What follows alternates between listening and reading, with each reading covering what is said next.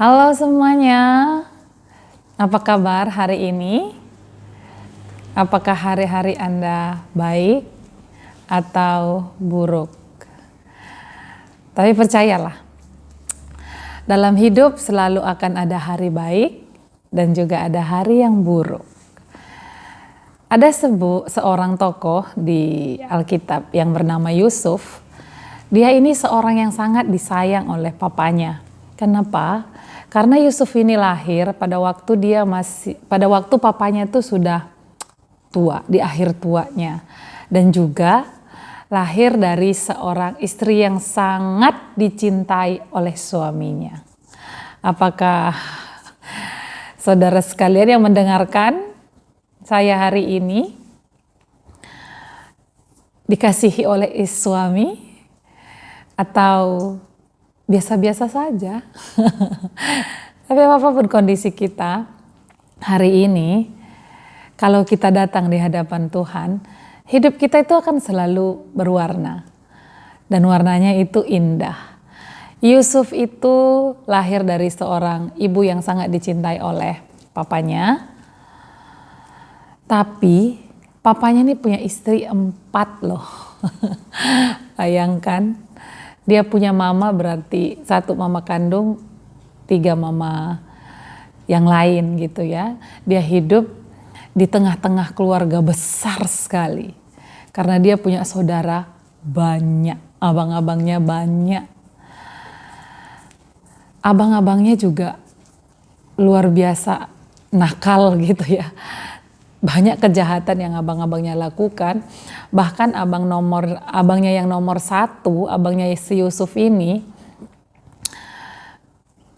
tidur dengan istri papanya. Begitulah kondisi keluarga Yusuf. Banyak mama, banyak anak. Tapi luar biasanya si Yusuf ini dalam perjalanan hidupnya dia menikmati Tuhan. Dia bersama dengan Tuhan. Dan suatu hari papanya suruh dia ke ladang mungkin ya, ke padang untuk mengantarkan makanan kepada saudara-saudaranya. Dan dia berjalan kaki dari rumah. Dan karena dia sangat disayang oleh papanya, dia itu dikenakan sebuah jubah yang indah. Dan masih dari jauh, saudara-saudaranya sudah melihat dia dan saudara-saudaranya bilang, itu tuh orang itu anak papa, anak yang paling disayang papa datang. Kita hajar aja, kita habisin aja dia gitu. Dan hari itu hari yang buruk untuk Yusuf. Untuk seorang Yusuf yang sangat dikasihi oleh papanya, namun mamanya meninggal saat melahirkan adiknya. Yang ada adalah mama-mamanya yang lain gitu ya, istri papanya yang lain. Karena itu papanya sangat spesial kasih sayangnya sama dia. Jadi iri. Abang-abangnya itu semuanya iri sama dia. Karena itu pas dia waktu tiba di padang dan nganterin makanan loh yang dititipkan oleh papanya. Tapi pada waktu dia sampai di sana, saudara-saudaranya itu mau menghabisi dia.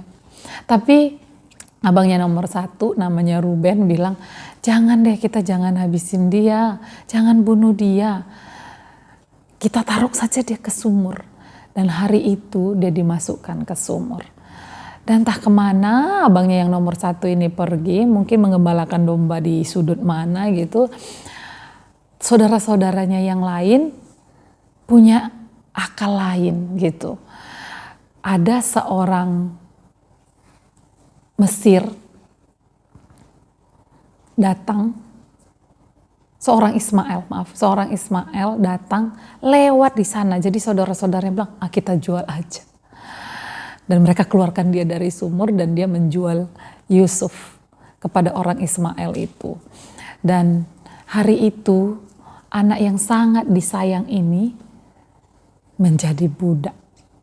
Tapi puji Tuhannya, walaupun dia menjadi budak di rumah seorang kepala penjara. Kalau kita sekarang mungkin dia menjadi pembantu di rumah kepala pas pampres gitu ya. Jadi tetap luar biasa tempat yang Tuhan taruh buat si Yusuf ini. Dan karena Tuhan beserta dengan dia, hari buruk itu tidak lama. Walaupun dia menjadi seorang budak, dia menikmati pekerjaannya dan dia bisa menjadi orang kepercayaan.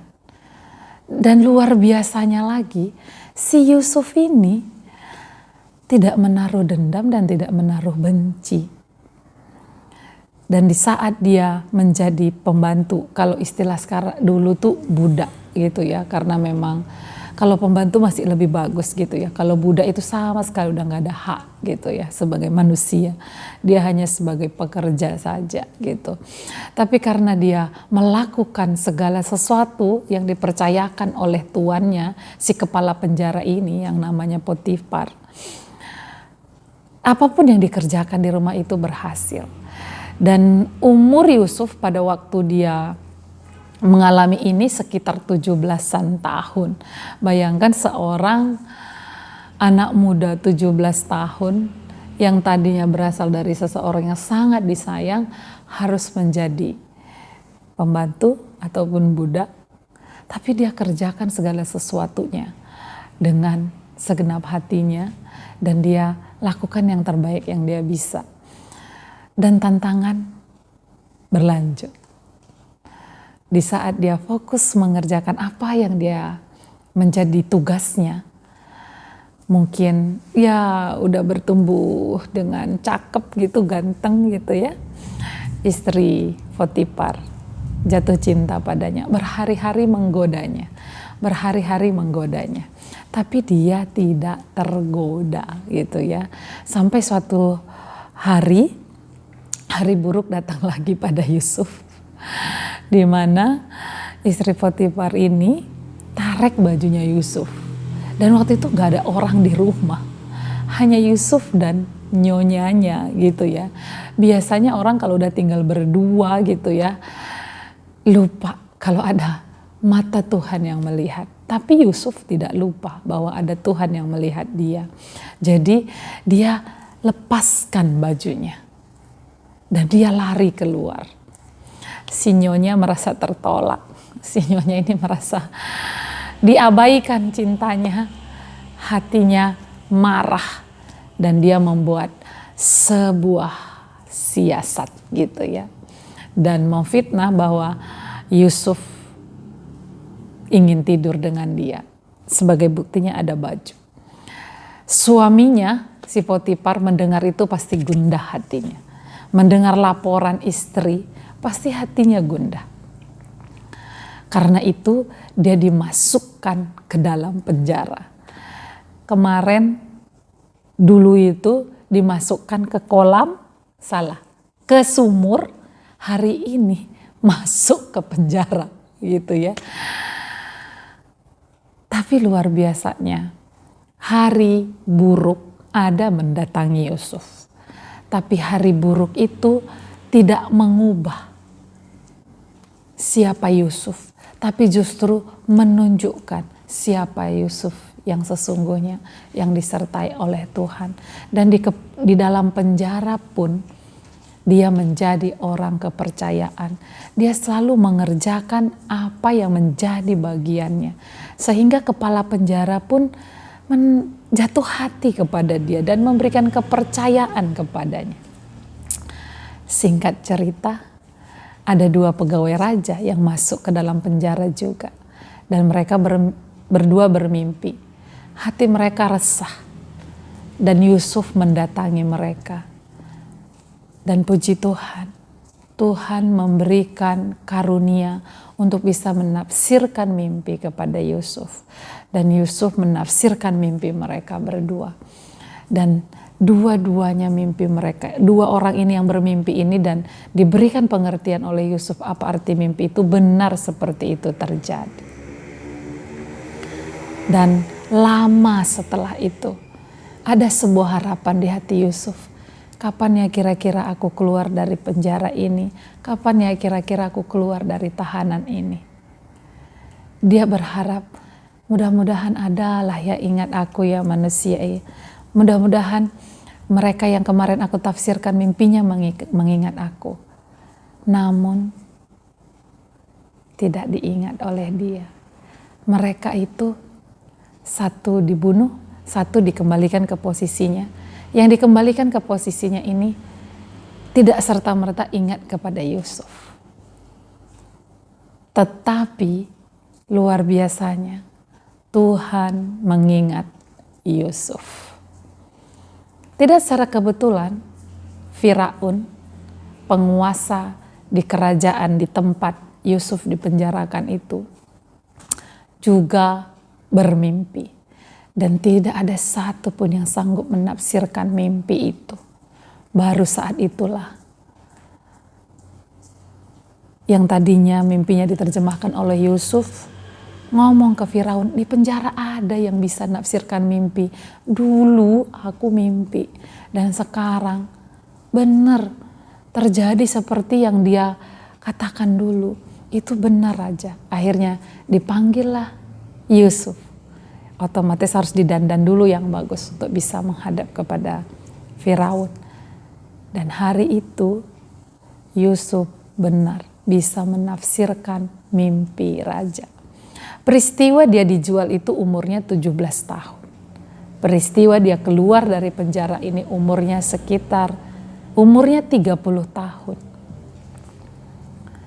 Ada masa-masa struggle dalam kehidupan Yusuf. Hari yang buruk adalah saat kakaknya, abang-abangnya ini ingin menghabisi dia. Tapi tangan Tuhan menolong di sana. Akhirnya dia dijual menjadi budak. Di dalam pekerjaannya sebagai budak pun dia punya kesungguhan hati. Sehingga ada seorang nyonya yang jatuh cinta kepadanya. Tapi karena dia tolak cintanya, nyonya ini memfitnah dia. Dan akhirnya dia masuk ke penjara. Tapi di penjara pun Tuhan beserta dengan dia. Dan Tuhan mengingat dia. Dengan masa ini dari 17 sampai 30 tahun. Yusuf bisa menunjukkan bahwa hari buruk itu tidak mengubah harapan Yusuf. Hari buruk itu tidak mengubah siapa Yusuf, tapi justru menunjukkan betapa dia takut akan Tuhan. Dan Tuhan membawanya ke tempat yang mulia. Tuhan membawanya menjadi penguasa nomor 2 di Mesir. Karena integritas, kesungguhan hati si Yusuf ini dalam pemerintahan yang dipercayakan pun kepadanya, dia berhasil. Sampai pada akhirnya ada kelaparan di tanah Kanaan. Seluruh abangnya cari makanan ke Mesir dan Yusuf ada di sana. Singkat cerita, pada akhirnya Yusuf memperkenalkan kepada saudaranya bahwa ini aku loh Yusuf. Dan dia memeluk, dia mencium saudaranya. Tidak ada dendam di hatinya.